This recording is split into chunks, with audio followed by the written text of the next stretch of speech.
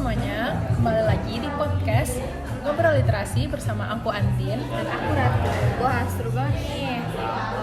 Akhirnya kita bisa ngobrol bareng lagi nih setelah sekian lama.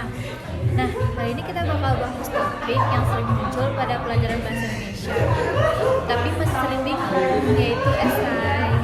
Nah, iya Ratu, banyak banget nih yang ngira kalau esai itu adalah artikel atau opini, padahal sebenarnya beda banget loh. Nah, betul banget nih. Jadi kalau kita ngomongin soal esai itu, jadi esai itu merupakan karangan yang berisi pendapat penulis tentang suatu topik, tapi berdasarkan data, fakta, dan opini yang kuat. Nah, jadi nggak cuma sekedar curhat aja atau berpendapat saja. Iya, intinya tuh esai itu tuh sebagai kayak tulisan yang nyampurin antara pendapat kita dengan informasi yang jelas, tapi dia tuh subjektif tapi nggak sembarangan. Nah, benar banget nih Antin, ngomongin soal esai, kira-kira kamu masih ingat nggak struktur esai itu kayak gimana? Ingat dong, struktur esai itu dibagi menjadi 3 bagian. Yang pertama yaitu ada pendahuluan, isi, dan kesimpulan. Nah, di pendahuluan ini kita tuh tentukan dulu topiknya ini apa, dan kita tuh harus ngasih tahu alasan kenapa topik ini harus dibahas. Nah, terus di bagian isi, barulah itu masuk ke argumen utama kita atau pendapat pribadi kita. Nah, biasanya di sini baru kita ngasih contoh tentang data, fakta, atau pendapat kita yang mendukung pendapat kita itu sendiri. Ya, dan yang terakhir itu ada kesimpulan Ratu. Kesimpulan ini tuh biasanya isinya tentang rangkuman yang kita bahas di isi tadi. Terus juga bisa juga pendapat dari pribadi kita. Terus juga dimasukkan pesan, kesan, dan pesan. Terus juga biasanya tuh ada juga kalimat ajakan untuk si pembaca. Nah, yang menarik dari esai itu dia nggak dengan gaya bahasa yang kaku ya. Jadi kayak karya ilmiah, jadi bisa lebih dengan gaya bahasa yang lebih santai atau lebih ekspresif aja gitu. Setuju banget nih, aku sendiri tuh suka loh nulis esai sebenarnya, karena menurut aku ya, esai ini kayak kita tuh curhat tapi melalui tulisan.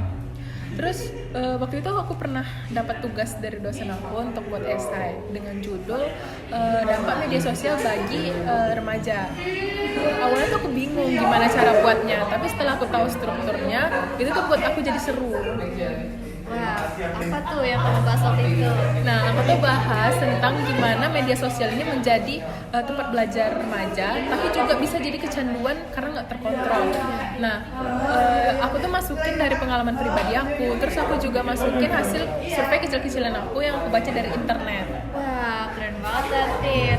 Nah, itu contoh yang bagus tuh buat esai. Ada datanya, ada pendapat pribadinya juga, bahkan ada analisisnya juga malah.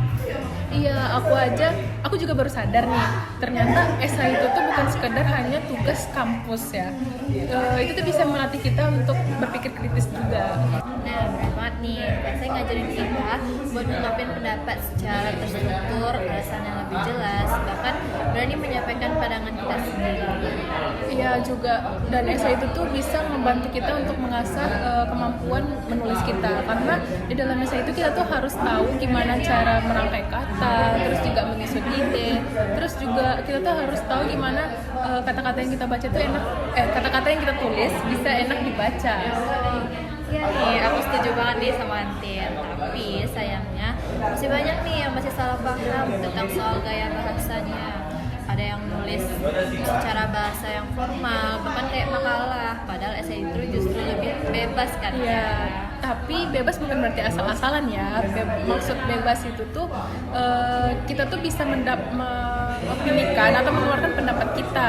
Nah, misalnya nih kita membahas tentang pendidikan, kita tuh nggak boleh menuntut ke suatu pihak tertentu. Kita tuh harus memberikan solusi, terus kita harus memberikan saran yang bisa membangun relasi. Setuju banget nih Hantin. Nah, esai itu juga bisa dibedain jadi beberapa jenis loh.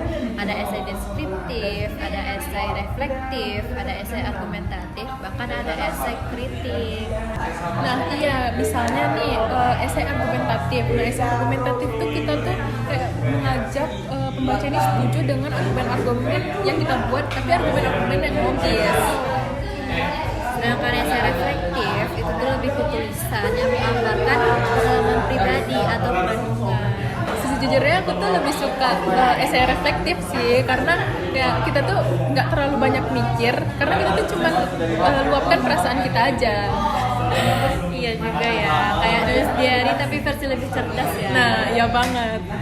Oke, jadi buat teman-teman yang lagi dapat tugas esai nih, kalian inget ya poin-poin pentingnya. Yang pertama, kalian cari dulu nih, pahami dulu topiknya. Nah, setelah itu kalian tentuin pendapatnya dan sudut pandang kalian.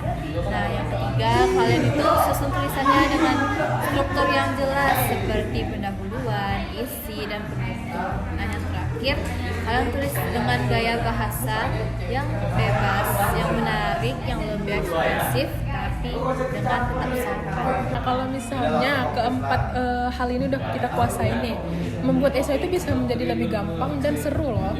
Nah, setuju banget ya, Tin. Gak kerasa ya, udah panjang banget obrolan kita sampai sekarang. Iya nih, semoga obrolan kita kali ini bisa membantu teman-teman yang belum ngerti tentang soal esai. Amin. Jangan lupa juga buat terus latihan nulis, karena semakin sering kita nulis, maka kemampuan kita semakin terasa juga. Bener banget. Oke deh, karena sekarang udah cukup dulu ya kita podcast kali ini nih. Makasih ya yang udah dengerin podcast Ngobrol Literasi bareng kita.